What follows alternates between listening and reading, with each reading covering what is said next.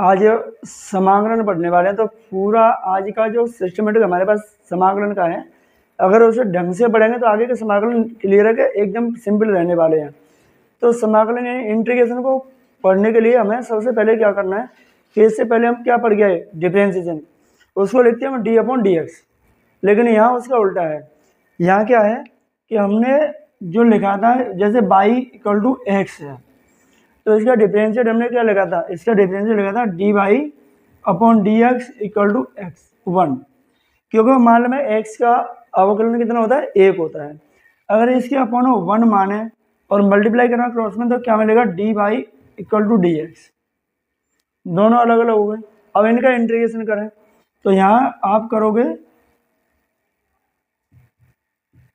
समाकलन या इंटीग्रेशन करने पे लिख लो, तो लिखोगे dy और ये इंटीग्रेशन का चिन्ह, ये आप पहले तो आप इंटीग्रेशन चिन्ह लगाओगे, dy है तो आपका जो इंटीग्रेशन हो रहा है वो y की रिस्पेक्ट हो रहा है, ना कि x की में, और यहाँ लिखेंगे हम क्या, dx। अब देखो हमें पता है कि जो अब समाकलन बताए जाते हैं वो अवकलन के उल्टे होते हैं, विपरीत होते हैं। तो विपरीत होने के लिए जैसे हमने यहाँ इसका अवकलन किया तो यहाँ से समाकलन करें तो यही वैल्यू मिलनी चाहिए, तो क्लियर है। तो बाई dy का जो समाकलन मिलेगा वो y मिलेगा और dx का मिलेगा वो x मिलेगा। बस इतना है कि यहाँ आप c लगा दोगे। c क्या है, एक कॉन्स्टेंट टर्म है, अचर पद है, क्योंकि हमने जो समाकलन हम सीख रहे हैं वो क्या है, एक अनिश्चित समाकलन है, इंडेफिनिट है, इसकी लिमिट नहीं है। लिमिट नहीं है तो एक कॉन्स्टेंट टर्म तक जाएगी, यानी कि अचर पद तक जाएगी, वो पता नहीं कितने तक जाएगी। तो उसको साइलेंट करने के लिए आप सी लगा दो। अगर इसकी लिमिट फिक्स है तो आप सी लगा नहीं सकते, ठीक है।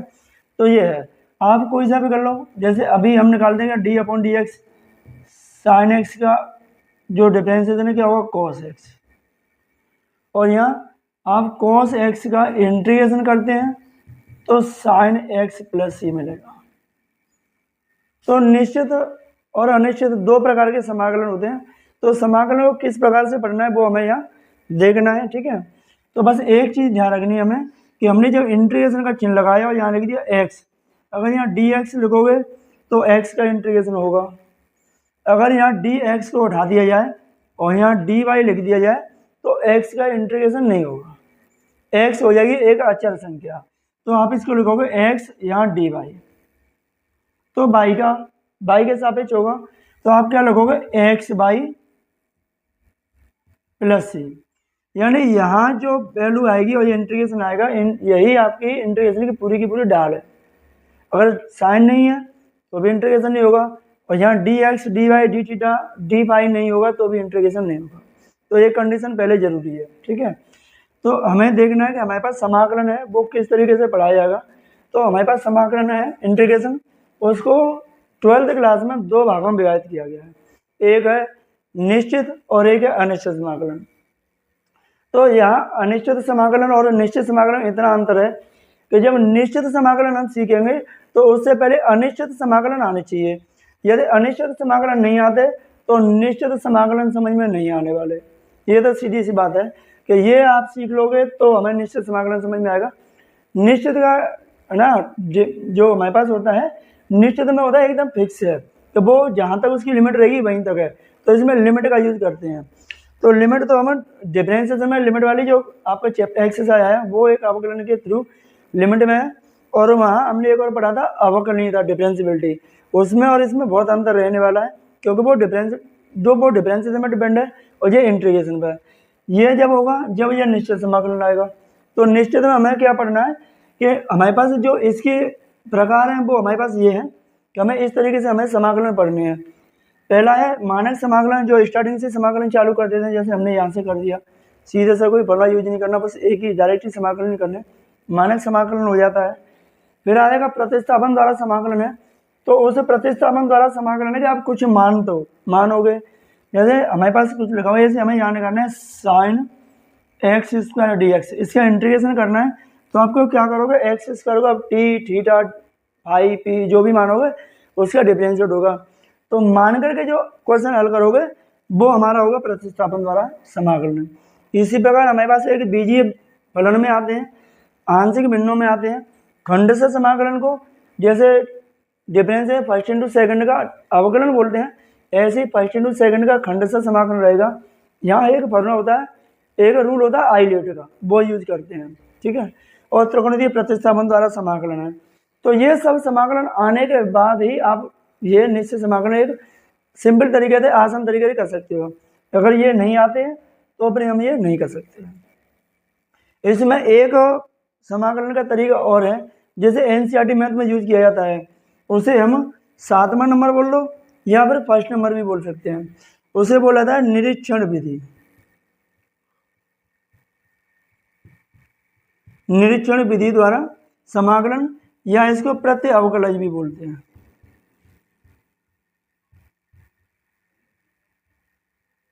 ये है, तो एनसीईआरटी तो यहाँ से स्टार्टिंग करती है। अब इसमें एक अंतर है कि ये निरीक्षण विधि क्या है, तो ये निरीक्षण विधि का सीधा सा कनेक्टिविटी इससे रहती है। आप 1 से लेकर के 6 तक के प्रयोगों को समाकलन को करेंगे अनिश्चित में, तो सब में एक कांस्टेंट लेना पड़ेगा, सी के पी जो भी लेना चाहो वो। अगर हम प्रति अवकलय से करते हैं तो ना तो इसमें सी लगता है और ना ही इसमें सी लगेगा। निरीक्षण विधि में कोई नहीं लगता। तो निरीक्षण विधि और प्रति अवकलय विधि एक ही है, नाम दो कर दिए हैं। वैसे एनसीईआरटी में प्रति अवकलय लिख के आएगा तब, या निरीक्षण लिख के आए, एक ही बात है। उसमें उल्टा देखा जाता है कि इसका अवकलन क्या था, तो वही संख्या वहाँ ली जाती है अवकलन के हिसाब से। तो उसे करेंगे, समझेंगे, ठीक है। तो इसमें समाकलन में सबसे पहले मेन चीज़ है फार्मूला। तो ज़्यादा फार्मूला याद नहीं होंगे, कुछ होने वाला नहीं है। तो पहले फार्मूला लिख लेते हैं और बाकी फिर करते हैं इनको, ठीक है।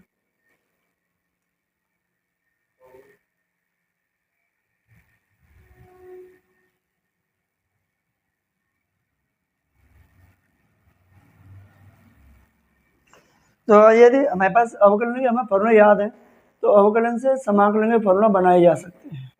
ऐसा नहीं कि फार्मूला एकदम रट्टा मार के ही होगा, फार्मूला में से फार्मूला निकालना सीखो। मैथ में कुछ भी नहीं है। अगर हम सोचे कि मैथ इतना हाई फाई है तो ऐसा कुछ भी नहीं है। वैसे मैथ में रहा भी नहीं कुछ, पहले 6 मैथ थे, अब 1 मैथ है। तो सोचो कितना सिलेबस कम हुआ कि 6 मैथ का 1 रह गया, और वो भी 1 मैथ के बराबर चैप्टर नहीं है पूरे मैथ में जो रह गया है। तो यहाँ से फॉर्मूला लिख लेते हैं, एक्स की पावर n dx। तो एक्स की power n + 1 upon n + 1 plus सी, ठीक है। 1/x dx बराबर log x plus c, e की पावर x dx का e की power x plus c, a की पावर x dx, तो a की power x upon log a plus सी, ठीक है। Sine x dx equal to cos x plus C, minus के cos मिलेगा, cos x dx sine x plus C, tan x dx। यहाँ सबसे काम जो रहता है मैन वो x में रहता है। हम तो यानी हाई स्कूल तक लेवल पढ़े तो क्या लगाया, थीटा लगाया, फाई लगाई, ए लगाया। और इंटर का जो त्रिकोणमिति पढ़ा वहाँ पे हमने क्या पढ़ा, इनवर्स त्रिकोणमिति में ए साइन ए कोस ए टेन ए। लेकिन जैसे ही अवकलन आए तो ए थीटा को सबको भूल गए, सिर्फ एक्स में ही चल रहा है। तो एक्स में भी आएगा थीटा में भी, लेकिन बहुत कमी आएगा, सबसे ज़्यादा एक्स ही रहेगा। तो टेन एक्स का फॉर्मूला हम लोग यूज करते हैं माइनस के log cos x plus C. अगर दूसरा देखें तो दूसरा हो जाएगा इसका log sec x प्लस सी। टेन एक्स का फॉर्मूला यही हो जाएगा, ठीक है। अब यहाँ से हम लिखते हैं cot x dx। cot x का फॉर्मूला लिखते हैं log sin x plus C, या ऐसे भी लिख सकते हैं minus log cosec x plus C. लिखा तो नहीं लेकिन लगा दिया है ये फॉर्मूला, वैसे कम ही यूज होता है।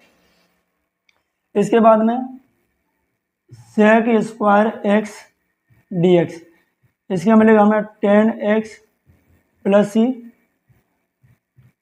सेक एक्स टेन एक्स dx, इसका मिलेगा सेक एक्स। हमने अवकलन पढ़ा था सेक एक्स का, सेक एक्स टेन एक्स, उसका उल्टा हो गया सेक एक्स टेन एक्स का सेक एक्स इंटीग्रेशन हो गया। अब यहाँ लगे हम cosec square x D x. Cosec square x का लिखोगे माइनस के कोट एक्स प्लस सी। यदि यहाँ से लिख लें कोसेक एक्स और डी एक्स, ठीक है। तो यहाँ कोसेक एक्स कोट एक्स का लिख देते हैं, क्या मिलेगा, इसका मिलेगा माइनस के cosec x plus C. Sec x का डी एक्स लिखते हैं log sec x plus tan x plus C. अगर दूसरा फॉर्मूला लिखना चाहे तो लिखेंगे log ten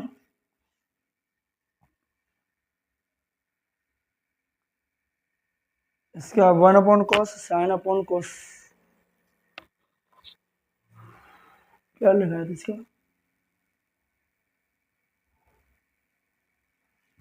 5/4 plus x upon 2 plus सी, ठीक है। और इनवर्स वाले में देखते हैं 1 minus x square D X बराबर क्या मिलेगा हमें, sine inverse x plus C. यहाँ माइनस लगा हुआ तो यहाँ कॉस इनवर्स एक्स हो जाएगा, ठीक है। यानी माइनस का हम लिखते हैं माइनस 1/रूट में 1 minus x square D x तो equal to cos inverse x plus सी, ठीक है। तो पहला इतने देख लेते हैं, फिर बाकी याद आगे।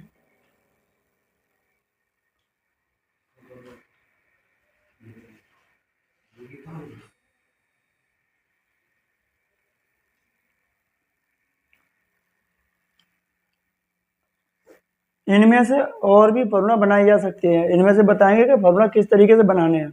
तो और भी फॉर्मूला इनमें से बनाए जा सकते हैं, ऐसा नहीं कि एकदम रट्टा मार के कम चल जाए, फॉर्मूला बनाए जा सकते हैं।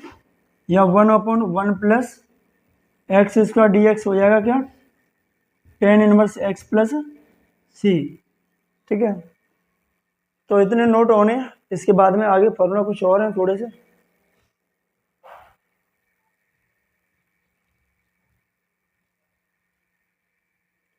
यहाँ माइनस लगा हुआ तो यहाँ कोड कर देंगे minus 1/1 plus X square D X बराबर cot inverse x plus C 1/रूट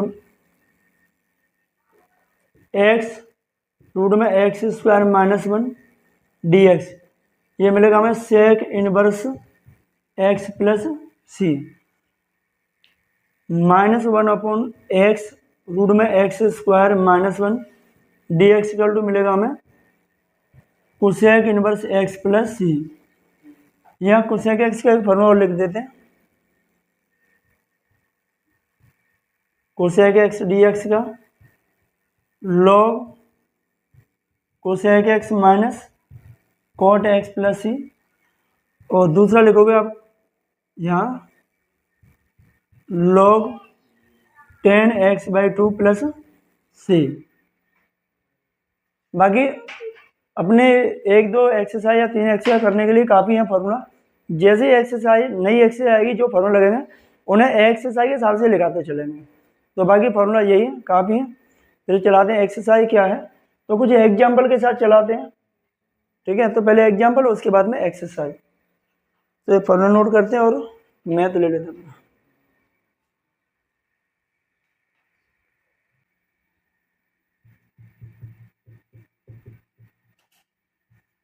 exercise 7.1 जो एनसीईआरटी में से है उसमें पहले निरीक्षण विधि दिया हुआ है। तो निरीक्षण विधि के समाकलन को कैसे करना है देखिए कि हमारे पास पहला जो क्वेश्चन है वो दिया हुआ है साइन 2x dx, इसका हमें इंटीग्रेशन करना है।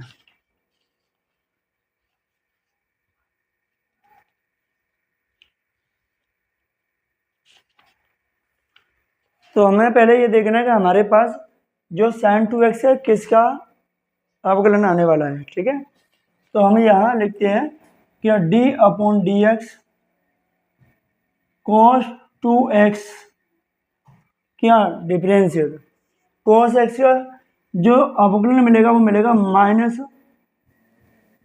साइन 2x और 2x का मिलेगा कितना हमें, अलग से 2 इंटू में। अब इसमें से हमारे पास क्या है, ओनली साइन 2x है, 2 भी नहीं है और ना माइनस है, तो इसे 2 को इधर भेजोगे तो लिखोगे 1/2 माइनस d/dx cos 2x। तो बस ये कहेंगे कुल मिल गया हमें साइन 2x। तो टाइम साइन 2x ये क्या लिखना है, ये लिखना है, बस ये लिखना है, d/dx को हटा दीजिए, तो आपको लिखना है माइनस के 1/2 cos 2x। इसका इंटीग्रेशन हो गया। बस क्या देखना है, अवकलन देखना है कि इसका अवकलन कहाँ मिलेगा। देखिए जैसे इसका है दूसरा cos 3x dx, तो cos 3x निकालते हैं तो क्या क्या निकालोगे, sin 3x d/dx sin 3x। sin 3x का जो अवकलन है क्या मिलेगा हमें, cos 3x। अब 3x का अवकलन अलग से करेंगे तो 3x का अवकलन कितना मिलेगा, 3 तो मिलेगा, तो ये 3 आगे रख लीजिए। अब यहाँ तो cos 3x है, बस 3 तो है ही नहीं, तो 3 को अपन में भेज दीजिए, तो 1/3 d/dx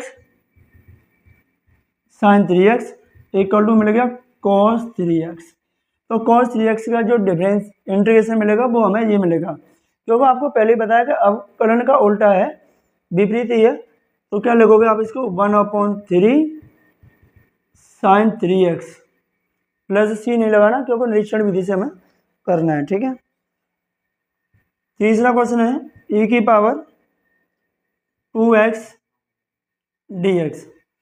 तो यहाँ तो सीधा सा कन्फर्म है कि अगर d/dx e⁻² x का डिफरेंशिएशन करो तो वही मिलेगा, तो क्या मिलेगा इसका e⁻² x, और 2x का अलग से करोगे तो 2 मिलेगा, तो 2 को अपन में भेज दो, 1/2 d/dx e⁻² x equal to e⁻² x। तो इसका इंटीग्रेशन मिल गया हमें 1/2 e⁻² x। तो ये आपके 3 क्वेश्चन हो गए निरीक्षण विधि या प्रत्यय अवकलन से। तो इस तरीके से करना है कि जिसका अवकलन है वो देखना है, बस और कुछ खास नहीं है, ठीक है। तो नोट करना चाहो नोट कर लो।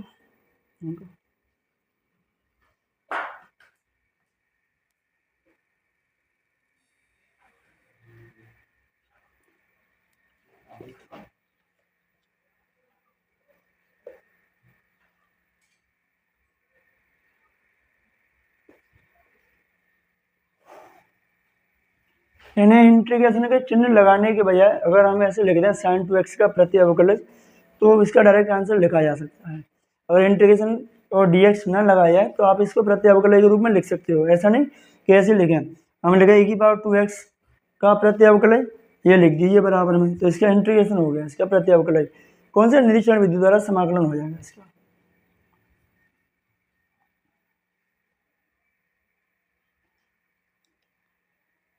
क्वेश्चन नंबर 4 है, जैसे इसको लिख दें ax + b का होल स्क्वायर का प्रति अवकलज, यह निरीक्षण विधि द्वारा, ऐसे भी लिखा जा सकता है, या आप इंटीग्रेशन का चिन्ह लगाना चाहो तो भी लगा सकते हो। तो क्या लिखोगे आप इसको d/dx ax + b का होल क्यूब। तो होल क्यूब अगर अवकलन करोगे तो 3 आगे आएगी, 3 में से कम हो जाएगी, 2 बच जाएगा आपका। क्या लिखोगे 3ax + b का होल स्क्वायर, क्योंकि x बार n का अवकलन क्या होता है, n x बार n - 1। अब इसे ax + b का अलग से करोगे तो ओनली a मिलेगा, क्योंकि x का गुणांक का ही अवकलन मिलेगा जिसमें x नहीं, वो अचर पद हो गया, और इसका डिफरेंशिएट क्या मिलेगा 0। तो इसको उठा के यहाँ रख दीजिए 1/3 d/dx ax + b का होल क्यूब। तो आप लिख सकते हो यहाँ 1/3 और ax + b का होल क्यूब, ये हो जाएगा, ठीक है। ऐसे ही 5वां क्वेश्चन है sin 2x - 4e⁻3x dx। तो ये तो पहला ही क्वेश्चन कर चुके हैं, तो क्या मिला इसका हमें, तो इसका तो हमें मिल जाएगा किसका, cos का, D upon D X cos 2x, तो माइनस के साइन 2x इंटू 2, तो इसको लिख लो -1/2 D upon D X cos 2x equal to sine 2x। तो ये तो यहाँ से मिल गया, और बचा कौन सा, e की पावर 3x। तो e की पावर 3x का जैसे पहला वाला जो थर्ड किया था e की पावर 2x, उसी से यहाँ निकाल लो e की पावर 3x, क्या लिखना है 3 e की पावर 3x, तो मिलेगा 1/3 D upon D X e की power 3x equal to e की पावर 3x। तो इसका लिख दो -1/2 cos 3x -4/3 e की पावर 3x प्लस c, क्योंकि ये 3 तो मल्टीप्लाई 4 में होगा, तो ये तो रहेगा निरीक्षण विधि द्वारा आपके इंटीग्रेशन। तो ये 5 सवाल है बस एनसीईआरटी में इंटीग्रेशन के, जो निरीक्षण विधि द्वारा है। बाकी इंटीग्रेशन का काम वही जो हम आपको स्टार्टिंग से सिखाने का प्रयास कर रहे हैं वही। तो बस यहाँ से आपके इंटीग्रेशन जो चालू होंगे वही प्रक्रिया चलनी है। ये तो 5 सवाल में प्रक्रिया यहीं तक चलनी थी और यहीं तक ही रहेगी, और पेपर के लिए कोई मेन कुछ खास नहीं है कि पेपर में आए इसकी कोई गारंटी नहीं है। ठीक है, आने के चांसेस 10% बस, 90% ना ही रहते हैं आने के चांस।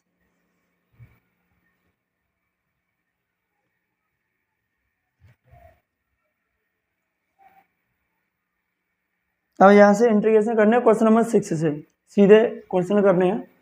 तो क्वेश्चन नंबर 6 है हमारे पास, लिमिट इंटीग्रेशन 4e की पावर 3x प्लस 1 यहाँ dx। अब देखो यहाँ से समझने है कि करना क्या है, इनका अलग अलग इंटीग्रेशन करते हैं। तो 4e की power 3x dx plus 1 dx। अब जो x इंटीग्रेशन में जो x का गुणांक होता है उसको अपॉन में लिख देते हैं, या फिर उसको मान के हल करो। तो एक मान के हल करके बताते हैं, जैसे e की पावर यानी 3x को आप t मानेंगे, इसमें जो माना जाएगा उसका तुरंत ही अवकलन करना है। ऐसा है मान के उसको वैल्यू रखनी है, डिफरेंशिएशन की तरह नहीं करना कि मान लो फिर उसके बाद में वैल्यू रखना है। यहाँ जो मान होगा उसको तुरंत अवकलन करेगा, तो ये प्रतिस्थापन द्वारा समाकलन कहलाते हैं। तो स्टार्टिंग में आपको बता देते हैं यहाँ से इसका क्या करना है, डिफरेंशिएट करना है। तो 3x का 1 और dt अपॉन dx, dx का मल्टीप्लाई करोगे तो 3dx बराबर dt, तो dx की वैल्यू मिलेगा dt अपॉन 3 यहाँ से। तो यहाँ लिखोगे 4, इसको लिखोगे 1/3 e की पावर t, और dx मिला था ये, तो इसका 1/3 के रूप में बाहर ले लिया, और ये हो गया dt प्लस इसमें 1 dx। तो यहाँ जब t मानोगे तो पूरे फंक्शन को t में ही चेंज करना है, अगर नहीं मानोगे तो x में रखना है। ऐसा नहीं कि यहाँ t रख दो और यहाँ dx रख दो, पूरा गड़बड़ हो जाएगा, कुछ होने वाला नहीं है। इन पर ही विशेष ध्यान रखना है कि जब हमने t मानी है तो dx भी dt में ही कन्वर्ट होनी चाहिए। अगर dt में कन्वर्ट नहीं होती है तो आपका इंटीग्रेशन नहीं होगा, अगर आपने कर भी दिया तो गलत ही होगा, कितना भी कुछ भी कर लो। तो यहाँ मिलेगा 4/3 e की पावर x का जो इंटीग्रेशन होता है वो e की पावर x ही है। आपको लिखा था e की पावर x dx बराबर e की पावर x प्लस c। तो यहाँ मिलेगा e की पावर t प्लस इसका मिलेगा x और प्लस c, क्योंकि यहाँ x है यहाँ t है तो t मिलेगा। अब t की वैल्यू क्या थी 3x, तो t को हटा दो 3x रख दो, तो 4/3 e की power 3x plus x plus c। तो ये क्वेश्चन नंबर 6 का इंटीग्रेशन होगा, इस तरीके से करना है। ठीक है, question number 7, x square 1 - 1/x² और dx, इसका इंटीग्रेशन देखो। तो इंटीग्रेशन करने से पहले क्या करना है कि इस x² के इसके अंदर मल्टीप्लाई कर लो। तो यहाँ इसके अंदर इंटीग्रेशन इसमें 1 में करोगे तो x² - x² इंटू 1/x² और dx मल्टीप्लाई करते इससे ये कैंसिल हो गया, क्या मिलेगा 1 मिल गया। अब आप इनका अलग अलग इंटीग्रेशन करोगे तो यहाँ मिलेगा x² और dx, इसका मिलेगा -1 और dx। यहाँ आ रहा है x², तो x² का इंटीग्रेशन करने के लिए क्या करोगे कि आप x की पावर n का फॉर्मूला लगाओगे। क्या लगोगे? x की पावर n+1 अपॉन n+3। तो इस तरीके से किया जाएगा। क्या लगोगे? एक्स स्क्वायर में आप एक जोड़ दो, -1 का x प्लस सी, क्या मिलेगा हमें? x³/3 -x plus C. तो ये क्वेश्चन नंबर 7 का आंसर हो गया। क्या लगाया? कुछ भी नहीं, एक फॉर्मूला लगाया बस, ये बाकी मल्टीप्लाई कर दिया। ठीक है, तो ये क्वेश्चन है हमारा 6 और 7। नोट करने जाओ तो नोट कर लो इसको।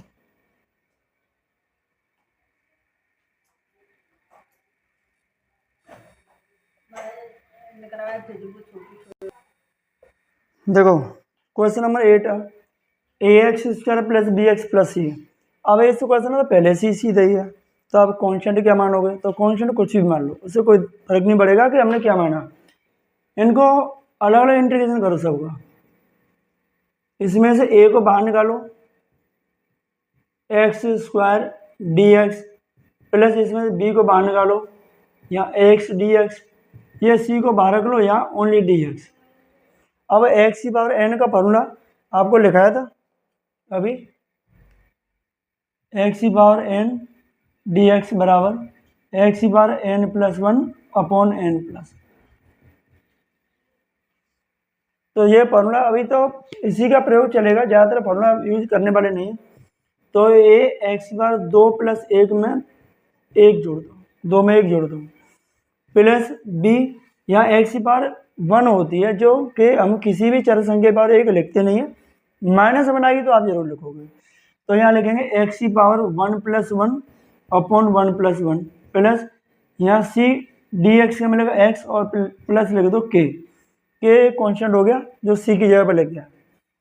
ये मिलेगा हमें ax³/3 plus bx² plus cx plus k, क्योंकि 1 और 1 2 हो गया, तो 8 में का आंसर तो यही हो गया, क्वेश्चन यही है। तो कुछ खास ऐसा नहीं कि बहुत परेशान करने वाले क्वेश्चन है। ठीक है, 9वां क्वेश्चन देखो, 2x² प्लस e की पावर x dx। तो इनका भी इंटीग्रेशन अलग अलग ही करना है, क्योंकि फॉर्मूला तो कुछ है नहीं, अभी तो यही लग रहा है। तो आप 2 को लगोगे बाहर, यहाँ x² dx प्लस e की पावर x dx। अब x² में ना आपको यही वाला फॉर्मूला लगाना है, यहाँ कुछ एक्स्ट्रा कुछ खास करना नहीं है। तो क्या होगा? 2x की पावर 2+1 अपॉन 2+1। जैसे फॉर्मूला में n+1 है, वैसे n की वैल्यू है 2, तो 2+1 आएगा। e की पावर x का e की पावर x ही होता है प्लस c, तो इसमें तो c है नहीं, यहाँ मिलेगा 3, तो इसे लिख दो आप 2/3 x³ प्लस e की पावर x प्लस c। तो ये 9वां क्वेश्चन था इस तरीके से। तो इस तरीके से क्वेश्चन है। ठीक है, अब वो देखिए क्वेश्चन नंबर 10। यहाँ दिया हुआ √x -1/√x का होल स्क्वायर और dx। अब x -1/√x है, तो आपको सबसे पहले क्या करना है कि a - b का होल स्क्वायर लगाना है, क्योंकि होल स्क्वायर है, अंदर संख्या है माइनस की, तो आप डायरेक्टली समाकलन नहीं कर सकते। तो पहले हमें इसमें a - b का होल स्क्वायर लगाना पड़ेगा। तो a - b का होल स्क्वायर तो सबको याद होगा,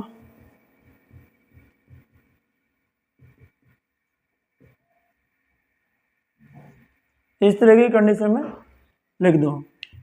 तो यहाँ √x का स्क्वायर प्लस 1/√x का स्क्वायर -2 a की वैल्यू √x और b की वैल्यू रखोगे 1/√x, ये dx। इससे तो ये कैंसिल, √x का स्क्वायर करोगे तो ओनली x मिलेगा और प्लस इसका 1/x और -2 dx।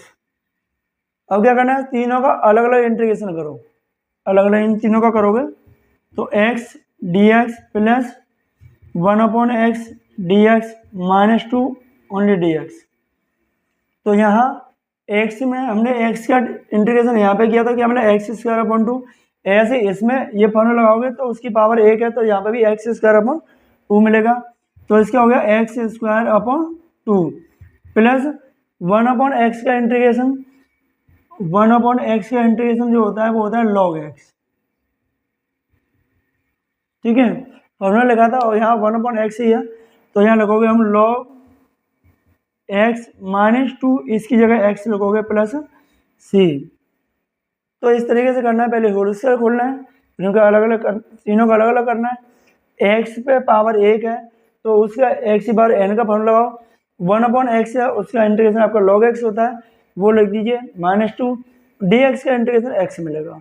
तो ये आपका 10वें क्वेश्चन का आंसर हो गया। ये आपका 8वां क्वेश्चन हो गया, 9वां क्वेश्चन हो गया। तो सिंपल है, ज़्यादा हार्ड नहीं है, बहुत ईजी है। अगर थोड़ा सा फोकस किया जाए तो इनमें कुछ है नहीं। अगर हम एक बार क्वेश्चन कर लिया इंटीग्रेशन को, एक बार रिपीट कर लें ऐसे छोटे मोटे क्वेश्चनों को, तो ये आगे के जो इंटीग्रेशन आएंगे हार्ड आएंगे, उनमें आपकी कैलकुलेशन बढ़ाने में बहुत हेल्प करेंगे। सिंपल तरीके से अगर समझना है तो इनकी कैलकुलेशन आनी चाहिए, फॉर्मूला एकदम एक्यूरेट लगाना आना चाहिए। आगे के लिए नहीं कि हम इसमें 2 जोड़ें, तो आपको पता होना चाहिए कि एक्स स्क्वायर का इंटीग्रेशन एक्स क्यूब अपॉन 3 होगा, एक्स का इंटीग्रेशन एक्स स्क्वायर अपॉन 2 होगा। डायरेक्टली आने चाहिए, थोड़ा समय को टाइम को बचाने के लिए, क्योंकि एग्जाम जब आते हैं तो एग्जाम में 3 घंटे का पता नहीं चलता कि इंटर के मैथ के बाद 3 घंटे कम निकल गए, ऐसा लगता है कि भाई 30 मिनट हुए।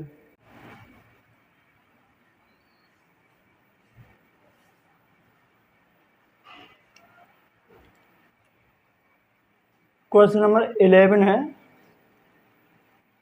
X cube plus 5x square minus के 4 अपॉन में एक्स स्क्वायर डी एक्स।